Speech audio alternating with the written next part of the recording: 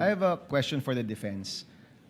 Sa lahat ng mga sagot ninyo, Attorney Vinluan, parang hindi ko nakita na tinanggi ng inyong kliyente o ng depensa na may nakausap ang Vice Presidente na tao para gawin yung mga bagay na ito. Tama ba? Wala ito sa mga sagot ninyo?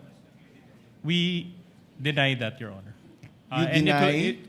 That is not accurate, Your Honor, and we will present evidence or counter evidence to prove Okay. that. So let me clarify. Sa lahat ng sagot ninyo so far, hindi pa nyo tinatanggi ito, pero in your time presenting evidence, you will deny that there was a person contracted by the Vice President. Your Honor, to clarify, I don't understand, Your Honor, when we were asked, but In your because answer, you have an answer. There is an impeachment we complaint. denied it, Your Honor. We denied it in our answer, which we filed before the Senate Impeachment Court. You denied it in your answer? Correct, Your Honor. If I remember correctly, ang nabanggit doon ay freedom of expression. Was there an exact statement there na hindi totoo na meron ngang kinontrata ang o kinausap ang Vice Presidente para gawin ito? We maintain our position that we denied it, Your Honor.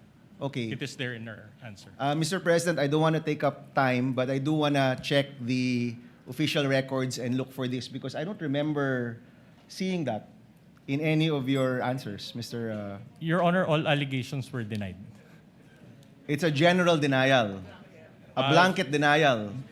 There were, that was the general denial, and there were also specific denials. Okay, we'll take a look, Mr. Presiding Officer. Hanapin natin to with, and if I may come back to this once we take a look at the records, Mr. Presiding Officer.